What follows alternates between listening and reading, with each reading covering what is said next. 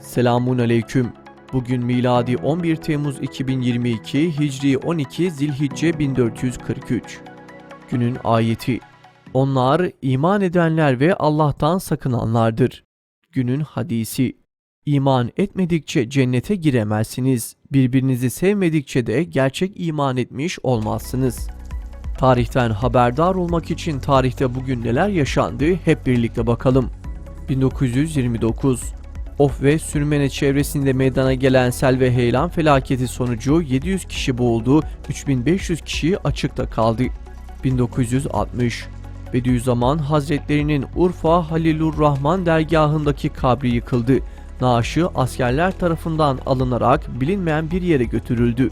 Böyle bir zatın ölüsünden bile korkulmuş ve Müslüman mütedeyyin halkın sevip gönül bağladığı insanların naaşları bile yok edilmiştir. Son yıllarda Şeyh Said ve Said Nursi'nin kabir yerlerinin açıklanması için İslami STK'lar önemli girişimlerde bulunmuş ancak müsbet bir netice alınamamıştır. 1960. İdam cezasında yaş haddi kaldırıldı. 1975. Eski Çin'in başkenti Şian'da 2000 yıl öncesine ait kilden yapılmış gerçek boyutlarda ve savaş donanımlı 6000 kişilik bir ordu bulundu. Seramik askerlerin hiçbirinin diğerine benzememesi dikkat çekti. 1995.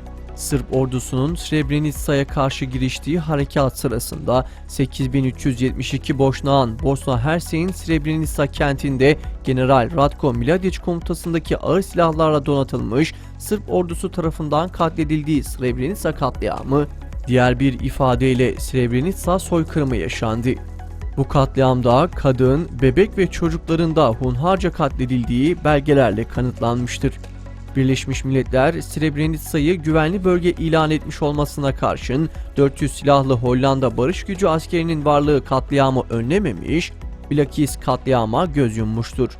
Srebrenica katliamı 2. Dünya Savaşı'ndan bu yana Avrupa'da gerçekleşmiş en büyük toplu insan kıyımı olması ve hukuksal olarak belgelenmiş Avrupa'daki ilk soykırım olması açısından da önem taşır.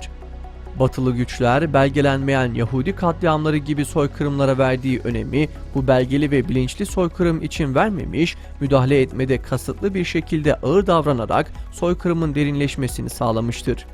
1995. Seydamullah Ali Zila vefat etti. İslami uyanış şuuruna sahip büyük Kürt alimi fikri ve ilmi çabasıyla Türkiye'deki İslami şuurlanmaya katkı sağlamış, birçok talebe yetiştirmiştir.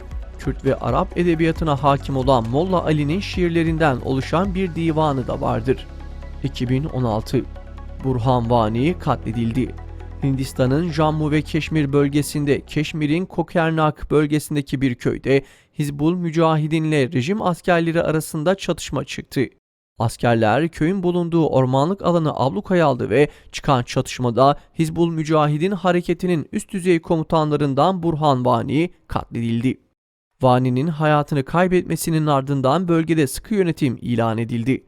Çıkan olaylarda 11 Müslüman katledildi.